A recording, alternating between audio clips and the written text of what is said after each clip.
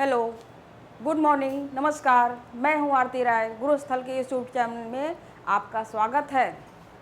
कैसे हैं आप सभी लोग? आशा करती हूं बहुत अच्छे होंगे। अच्छे हैं? पढ़ाई लिखाई चल रही है? तैयारी हो रही है परीक्षा की? चलिए, आज का जो विषय वस्तु है हमारा वह है जैन साहित्य। कल की जो क्लास थी वो हमारी बौद्ध साहित्य पर थी। आज जैन साहित्य है। आज जैन साहित्य खत्म हो जाएगा, तो इसके बाद हमारा 2 या 3 क्लास और होंगी, जो 2 क्लास मुश्किल से पूरा तत्व पे होगी और 1 क्लास विदेशी विवरण, विदेशी साहित्य पर हो जाएगा। ठीक, तो समय ना गंवाते हुए हम आगे बढ़ते हैं अपनी चर्चा पर। ठीक, और किसी को कुछ पूछना है बताएं। देखिए, हमारी जो चर्चा होगी वह आज होगी जैन साहित्य पर। जिस तरीके से कल हमने बौद्ध धर्म पढ़ा उसी तरीके से जैन धर्म भी है। ठीक, हमारे देश में जैन संप्रदाय के लोग रहते हैं, जैन धर्म के लोग रहते हैं। उनके वो जो जैन धर्म के लोग अपनी बातों को, अपनी अच्छी अच्छी बातों को, अपने अनुशासन, अपने नियम कानून को जो फॉलो करते हैं, जो मानते हैं, उनके भी बातें किसी न किसी ग्रंथ में लिखी हुई है। तो वह क्या क्या है, कैसे है, थोड़ा सा हम चर्चा करेंगे। और आज ही हम एक धर्मेतर साहित्य की भी चर्चा हो जाएगी आज। ठीक, क्योंकि ये छोटा है, इस वजह से। देखिए, यहाँ पर अध्ययन के स्रोत की अगली कड़ी जो हमारी है वह है जैन साहित्य। ठीक, का नाम है जैन साहित्य। जैन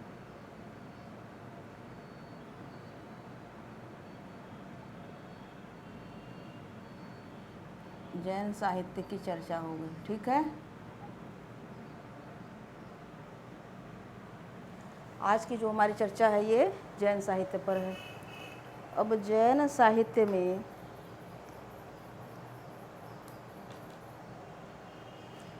देखिए, जैन साहित्य को आगम कहा जाता है। ठीक, जैन साहित्य जैसे हमारे धार्मिक ग्रंथ थे, जैसे हमने पुराण, आरण्यक, वेद ये सब कहा, उसी तरीके से जो जैन साहित्य होता है उन्हें आगम कहा जाता है ना। जैन साहित्य को आगम कहा जाता है। सुनाई दे रहा है आवाज? ये तार जैन साहित्य को लिखिए। जैन साहित्य में यहाँ पर लिख दीजिए, लिखिए जैन साहित्य को आगम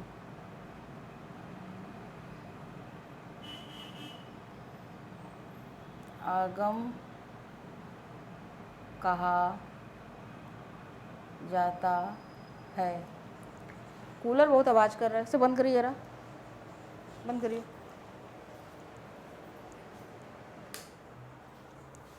जैन साहित्य को आगम कहा जाता है। ठीक, जैन साहित्य प्राकृत भाषा एवं अर्धमागधी भाषा में रचित है। हमेशा यह सवाल आता है कि जैन साहित्य का जो भाषा है वह कैसा है। ठीक, प्राकृत भाषा है, अर्धमागधी भाषा है, कभी कभी दोनों साथ में पूछ देता है, कभी कभी एक भी पूछेगा, तो आप जानते रहेंगे तो लगा देंगे। ठीक, चलिए लिखिए जैन साहित्य प्राकृत भाषा, जैन साहित्य प्राकृत भाषा एवं अर्धमागधी भाषा में,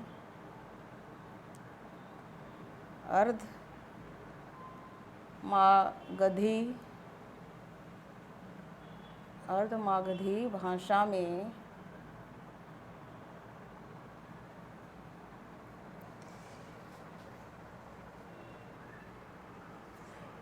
लिपि में रचित है। अर्धमागधी भाषा लिपि लिपि में रचित है।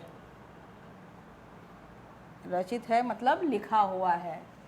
इसकी जो जैन साहित्य की जो भाषा है वह प्राकृत है और लिपि क्या है? लिपि अर्धमागधी है। ठीक।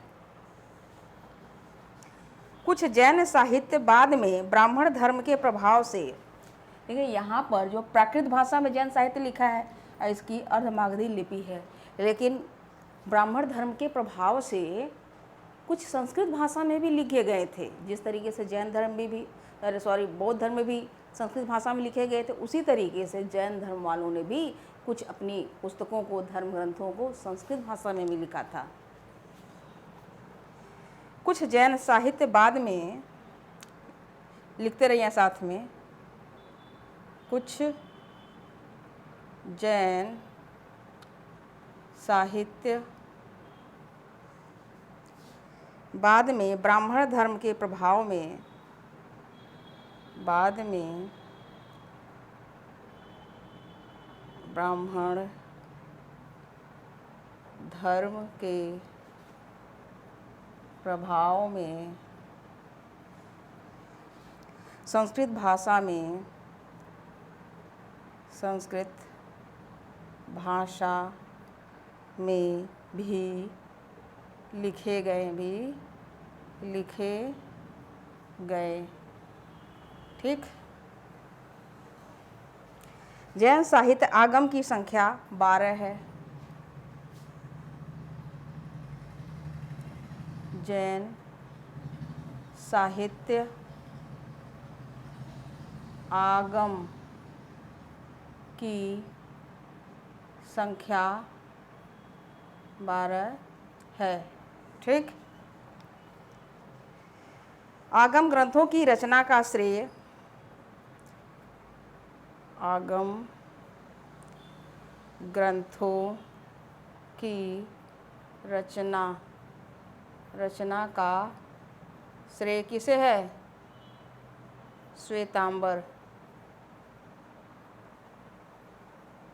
श्वेतांबर संप्रदाय के आचार्यों को जाता है।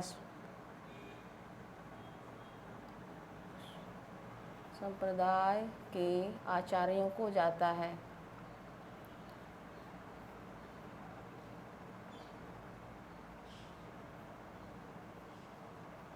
ठीक। आगम ग्रंथों की रचना का श्रेय श्वेतांबर संप्रदाय के आचार्यों को जाता है।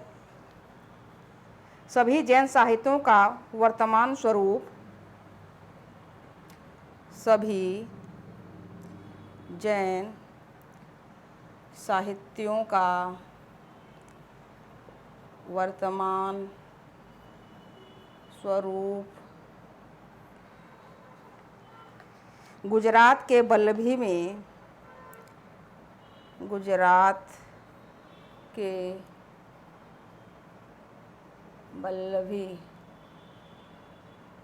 वल्लभी में 513 ईस्वी में आयोजित तीसरे जैन बौद्ध सम्मेलन में आयोजित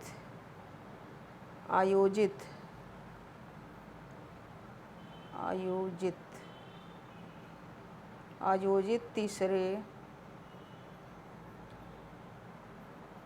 बौद्ध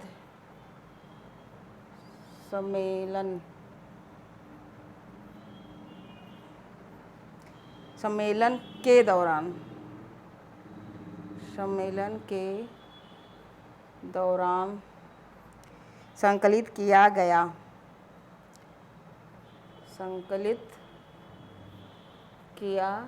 गया अंतिम रूप से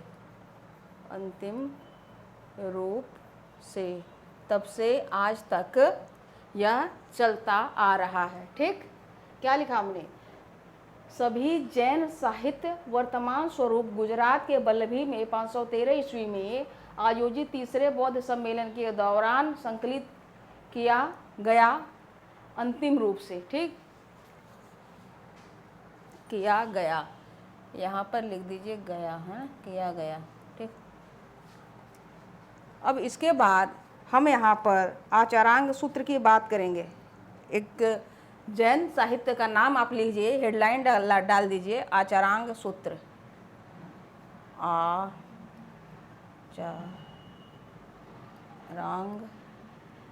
सूत्र, हेडलाइन डालें आचारांग सूत्र। अब इसमें लिख लीजिए 2 लाइन, इसमें जैन धर्म से संबंधित, लिखिए इसमें मतलब किसमें, आचारांग सूत्र में, इसमें जैन धर्म से संबंधित विधि निषेध नियम कानून, विधि मतलब विधि निषेध नियम कानून आदि बातें शामिल है, आदि बातें शामिल। ठीक, आचारांग सूत्र में जैन धर्म से संबंधित विधि निषेध नियम कानून आदि बातें शामिल हैं। ठीक, लिखिए इसे। अब इसके बाद अब हेडलाइन डाल लीजिए भगवती सूत्र। हो गया ना? चलो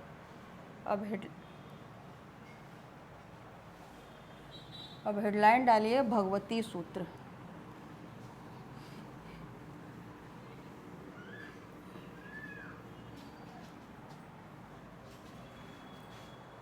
ठीक, डाल दिए भगवती सूत्र। चलिए मैं भी यहाँ पे लिख दूँगा।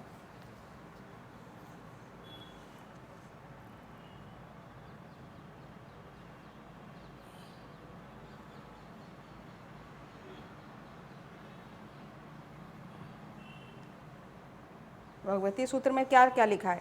इसमें महावीर स्वामी के जीवन से संबंधित, लिखिए इसमें महावीर स्वामी के, इसमें महावीर स्वामी के जीवन से संबंधित बातों के अलावा, जीवन से संबंधित बातों के अलावा क्या बातें लिखी हैं? 16 महाजनपद की, 16 महाजनपद की अप्रमाणिक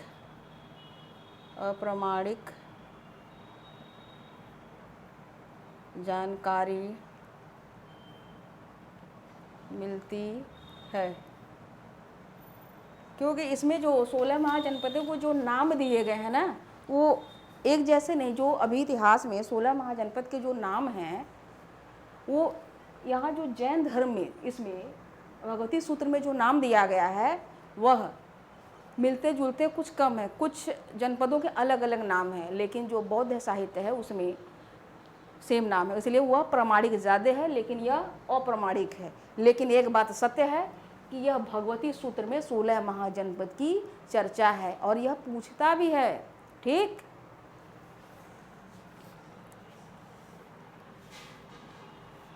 अब आप दूसरा हेडलाइन डालिए नया धम्म कहा। नया धम्म कहा, नया धम्म कहा डाल दिए। इसमें क्या बातें हैं देखिए, इसमें बातें हैं। नया धम्म कहा में महावीर स्वामी की शिक्षाओं का संकलन है। नया धम्म कहा में महावीर स्वामी की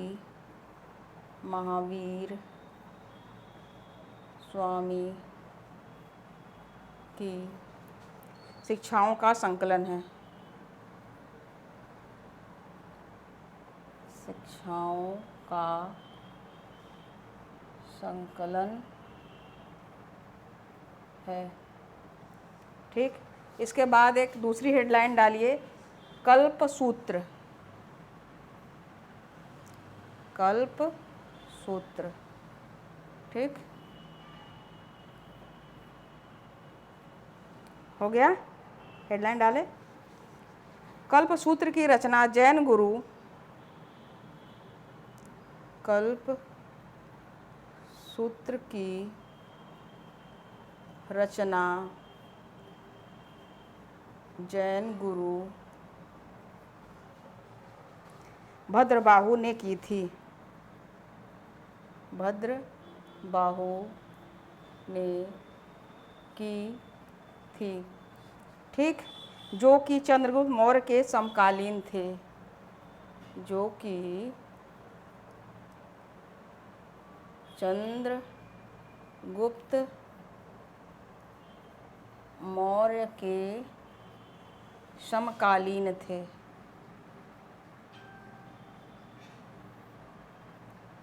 कौन? भद्रबाहु।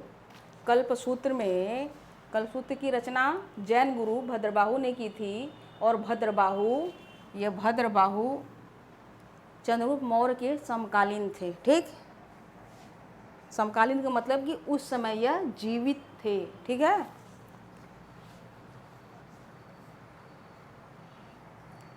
कल्पसूत्र से जैन धर्म की इतिहास की जानकारी मिलती है।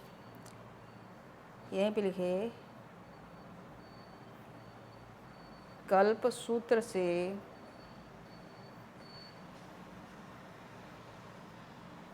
जैन धर्म की इतिहास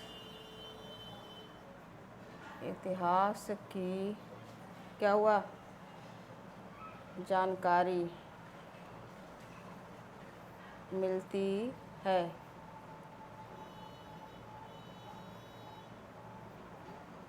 दिखाई दे रहा है ना? बहुत ज़्यादा हल्का नहीं ना है ये, न जाने आजकल हल्का बहुत चलने लगा है। अब एक दूसरी हेडलाइन डालिए, परिशिष्ट पर्वन। हो गया, दिखाई दे रहा? अब यहाँ पर डालिए एक दूसरी हेडलाइन, परिशिष्ट पर्वन।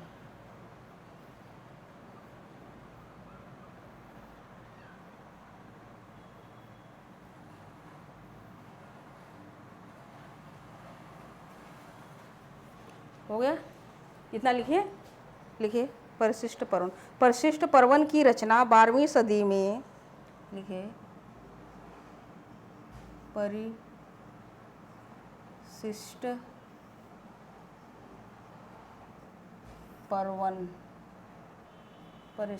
पर्वन की रचना, दिखाई दे रहा है ना? 12वीं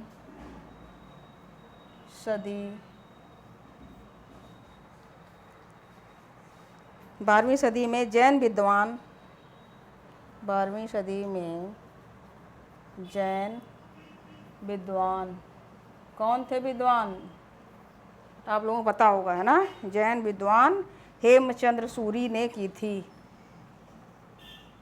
हेमचंद्र सूरी ने की थी। ठीक, जो कि गुजरात के चालुक्य वंश के राजा, यहीं पे लिख लीजिए, जो कि गुजरात के चालुक्य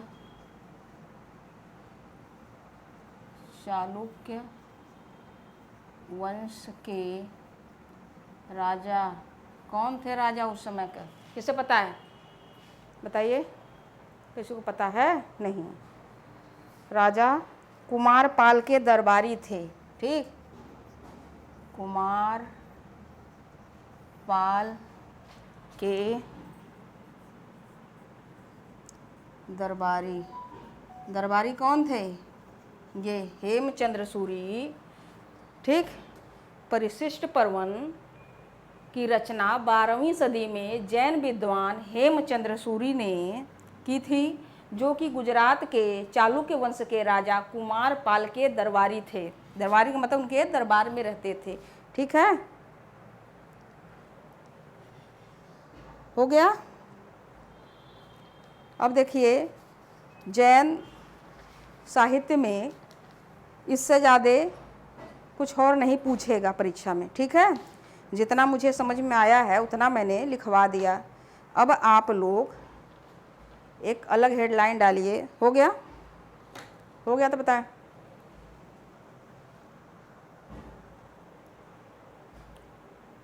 हो गया ना? चलिए, अब देखिए जो बातचीत हमारी होगी, हमारी बातचीत होगी लौकिक साहित्य पर, यानी कि धर्मेत्तर साहित्य। अब हमारी जो बातचीत होगी लौकिक साहित्य पर होगी। ठीक, हेडलाइन डालिए लौकिक साहित्य। ये अलग से लौकिक साहित्य हमने आपको बताया था जब पाठ्यक्रम बताया था तो। ठीक,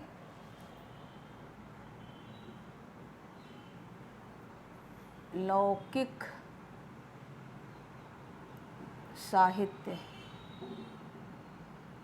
इसको और कितने नामों से जानते हैं? इसको जानते हैं धर्मेत्तर साहित्य, धर्मेत्तर साहित्य, और क्या बोलते हैं इसे? इसे बोलते हैं धर्मेत्तर साहित्य। धर्मेत्तर साहित्य का मतलब होता है धर्म से इतर, यानी जो धार्मिक साहित्य ना हो, जो राजाओं महाराजाओं के यहाँ रह करके लोगों ने लिखा, जैसे आपका अर्थशास्त्र कौटिल्य ने लिखा है, मुद्रा, राक्षस, ये सब क्या है? सब धार्मिक साहित्य नहीं है, गैर धार्मिक साहित्य हैं। फिर भी ये इतिहास की जानकारी देता है, इस वजह से इसे लिखा जाता है। उस समय कालीन में कौन कौन से बातें हुई और ये सारी जानकारी मिलती है। क्या बताया हमने? लौकिक साहित्य, धर्मेत्तर साहित्य या गैर धार्मिक साहित्य, गैर धार्मिक साहित्य। ठीक, आप ये जो है ये ऐसे ऑब्लिक करके हेडलाइन लगा दीजिए। ठीक, उसके बाद एक तरफ पुस्तक लिख लीजिए और एक तरफ क्या लिखेंगे? लेखक। मैं यहाँ लिख दे रही हूँ। ठीक, यहाँ पर मैं लिख रही हूँ, मेरे साथ आप लोग लिखते रहिए। एक तरफ क्या लिखेंगे? पुस्तक, और दूसरी तरफ क्या लिखेंगे? लेखक।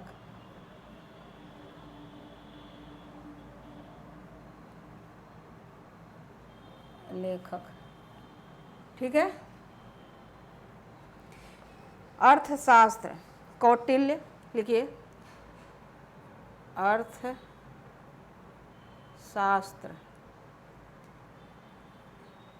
फिर क्या है? कौटिल्य। और शास्त्र कौटिल्य, कौटिल्य या चाणक्य।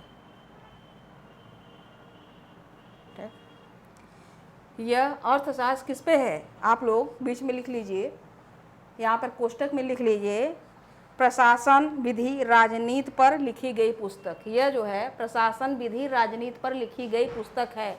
धर्म। ठीक, अर्थशास्त्र। मुद्रा, अब दूसरा लिखिए, मुद्रा, राक्षस।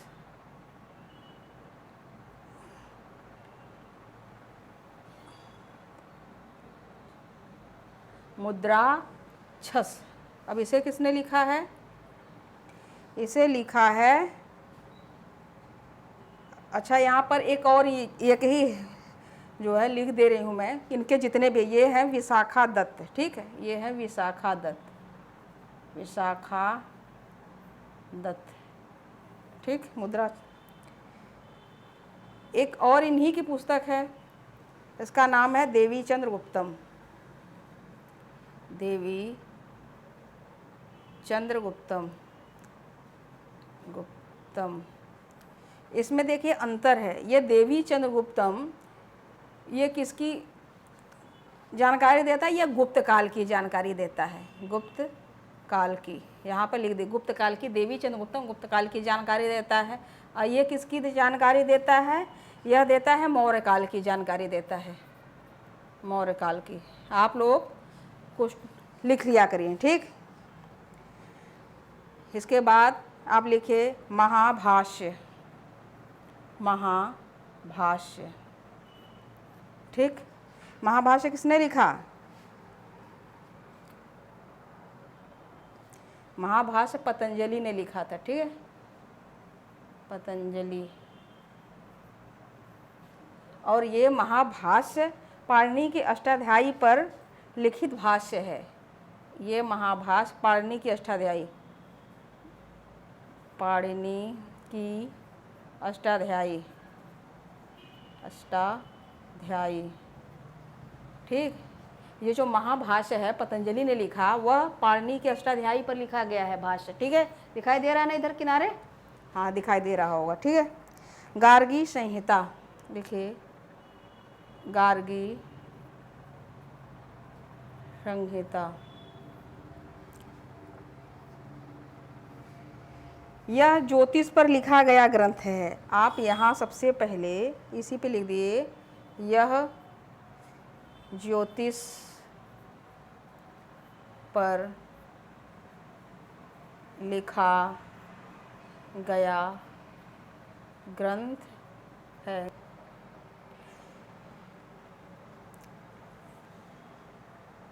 और इसमें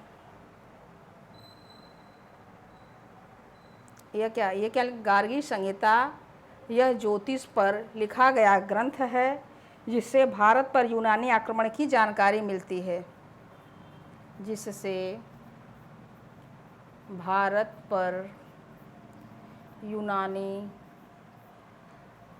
आक्रमण की जानकारी मिलती है। ये हमने लिख दिया है क्योंकि ये ज़रूरी होता है, ये पूछता है, ठीक।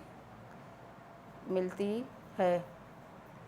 यहाँ पर देखिए हमने लेखक और पुस्तक लिखवाए तो 3 ठो लिखवा दिया, अर्थशास्त्र, मुद्राशास्त्र, देवी चंद्रगुप्तम, महाभाष्य और गार्गी संहिता। अब यहाँ पर हमें लिख दे रही हूँ, ठीक है ना, स्वप्नवासव दत्ता। अब यहाँ पे लिख दे रही हूँ, लिखिए स्वप्न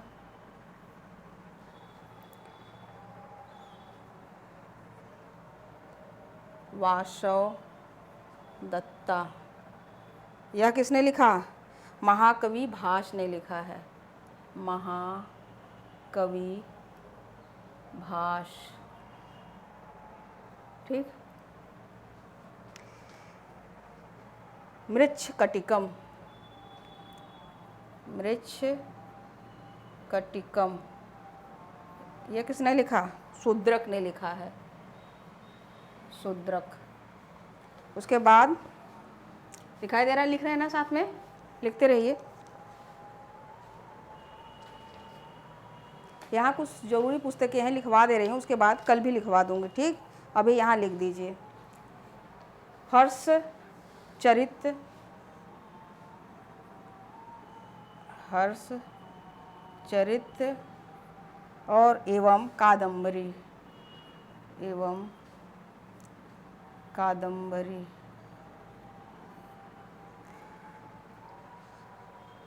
बाण भट्ट ने लिखी है, बाण भट्ट, ठीक। ये दिखाई दे रहा है ना, बाण भट्ट, बाण भट्ट ने लिखा है कादम्बरी एवं हर्षचरित एवं कादम्बरी के। और ये भारत का प्रथम उपन्यास है। कौन? ये कादम्बरी। यहाँ कुछ तक मिले, भारत का प्रथम उपन्यास है। कादम्बरी के बारे में लिखी है, ठीक। एक राजा था कन्नौज का, हर्षवर्धन, उन्होंने भी 3 किताबें लिखी है, 3 पुस्तकें लिखी है, ठीक। नागनंदा, प्रियदर्शिका, रत्नावली।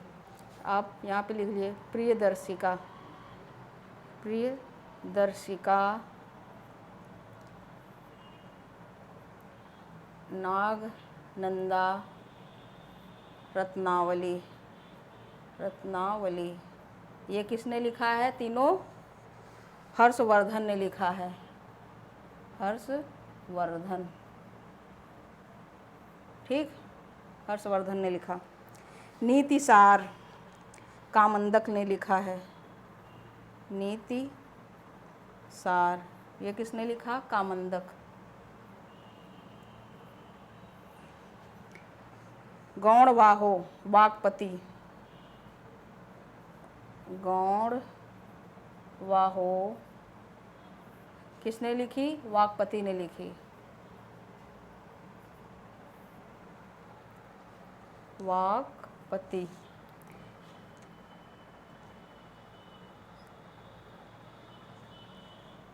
नव सह सांक चरितम। सांक रचितम, देखिए, नव सह सांक रचित, ठीक। कभी कभी पढ़ने में भी मुझसे भूल हो जाती है। ये किसने लिखा? पदम गुप्त ने लिखा है। पदम गुप्त, दिखाई दे रहा ना? राज तरंगिणी। राज तरंगिणी, राज तरंगिणी, ये किसने लिखा? कल्हड़ ने लिखा है। कल्हड़। राज तरंगिणी से क्या मिलता है? कश्मीर का इतिहास मिलता है।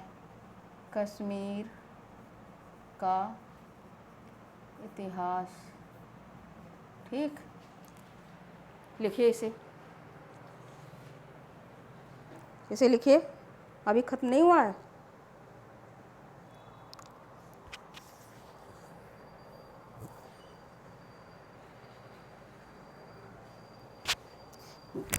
गर्मी बहुत है। हो गया? अब यहाँ पर मैं इसे हटा रही हूँ।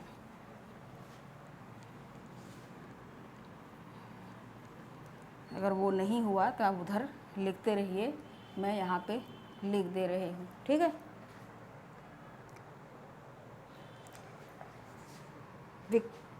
विक्रमांकदेव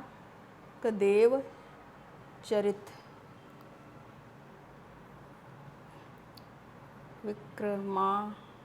विक्रमांक देव चरित, यह किसने लिखा? यह लिखा है बिल्हड़ ने। बिल्हड़, ठीक। कथा सरित सागर। कथा सरित सागर किसने लिखा? ये तो सबको पता होना चाहिए, है ना? सब बहुत चर्चित पुस्तकें हैं। सोमदेव। सोमदेव। कीर्ति कौमुदी। कीर्ति कौमुदी, कीर्ति कौमुदी किसने लिखा? सोमेश्वर ने लिखा है। सोमेश्वर। प्रबंधन कोश।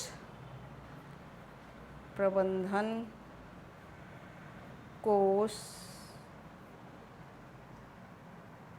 विद्वसाल मंजिका। विद्वसाल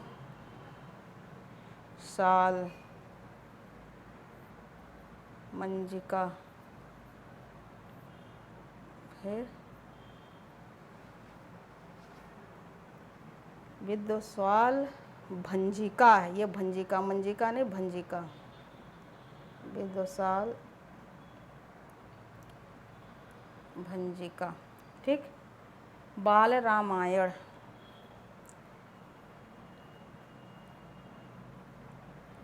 यह तीनों पुस्तक किसने लिखी है? राजशेखर ने लिखी है।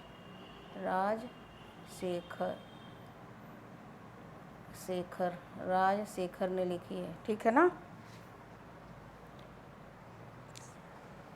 रामचरित। रामचरित रामचरित किसने लिखा? संध्याकर नंदी ने लिखा है, संध्याकर नंदी। पृथ्वीराज विजय, पृथ्वीराज विजय ये किसने लिखा? जय नायक ने लिखा है, जय नायक।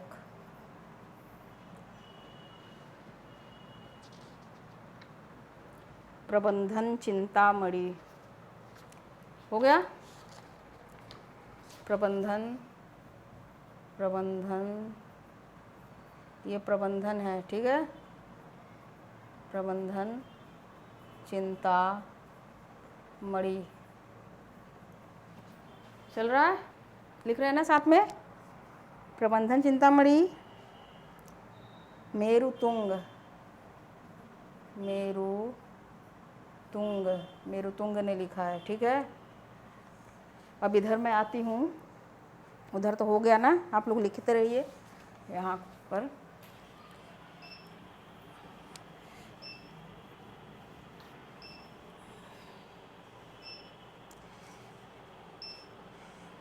कुमारपाल चरित, कुमारपाल चरित ये किसने लिखी? हेमचंद्र ने लिखा है, हेमचंद्र, ठीक। हेमचंद्र ने लिखा। कामसूत्र, कामसूत्र किसने लिखा? कात्यायन ने लिखा।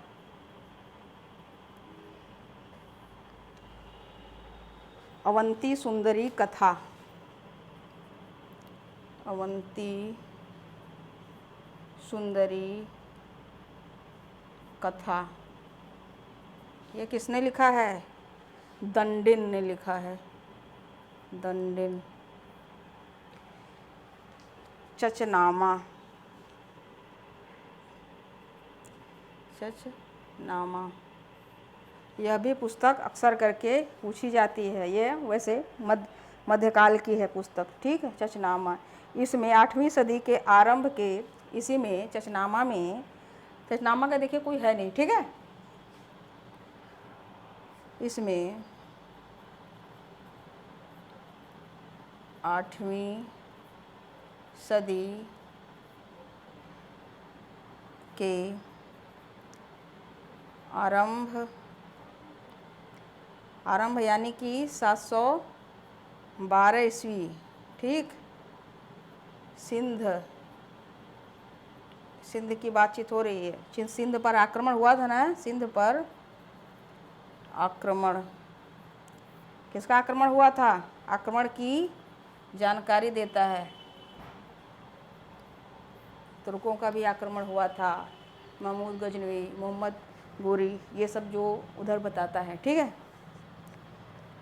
एक और लिखिए, अभिज्ञान शाकुंतलम हो गया इधर का। इनके पास कई सारे पुस्तकें हैं, मैं लिख दे रही हूँ, ठीक।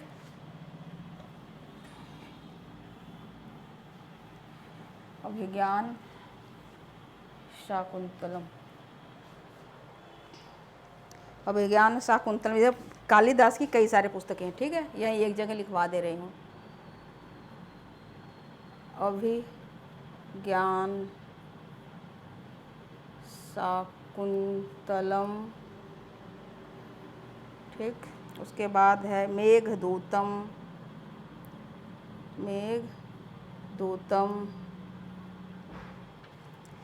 कुमार संभवम,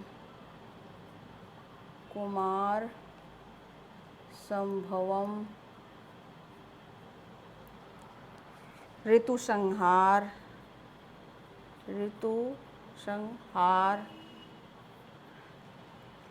विक्रमोर्वशीय,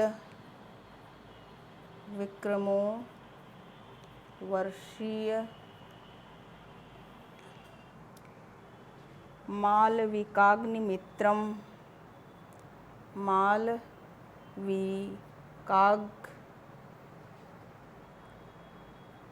मालविकाग्निमित्रम, मित्रम, ठीक, ये म है। मालविकाग्निमित्रम रघुवंशम, रघुवंशम, यह पूरा का पूरा ये किसने लिखा है? कालिदास ने लिखा है, ठीक, कालिदास, कालिदास। यह अभिज्ञान शाकुंतलम, मेघदूतम, कुमार संभवम, ऋतु संहार, विक्रमो वर्षीय, मालविकाग्निमित्रम, रघुवंशम, ये इतनी पुस्तकें कालिदास ने लिखी है, ठीक। संगम साहित्य की भी कुछ पुस्तकें हैं, ठीक है। संगम साहित्य,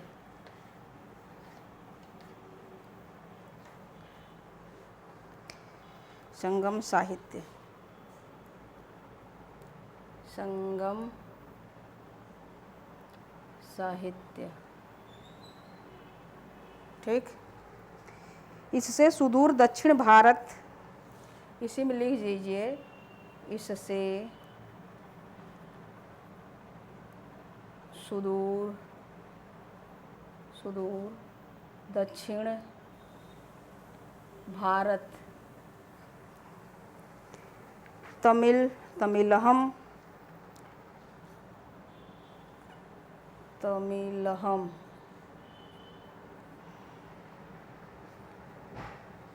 तमिलाहम है, तमिलहम नहीं, तमिलाहम, तमिल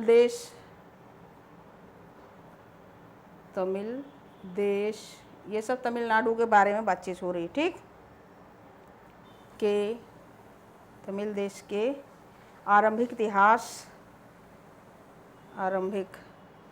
आरंभिक मतलब शुरुआती, आरंभिक इतिहास, पुस्तक में संगम काल क्या करता है? ये जानकारी, संगम काल इतिहास की जानकारी मिलती है,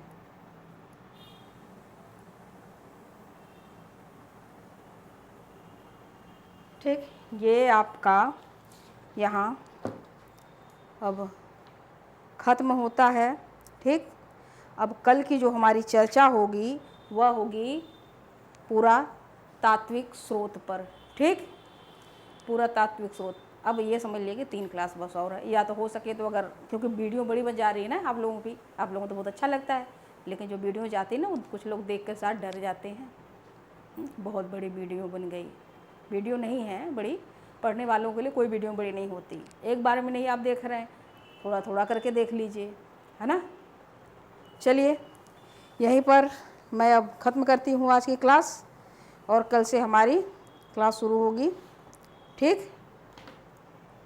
धन्यवाद, पढ़ते रहिए, खुश रहिए, धन्यवाद, नमस्कार।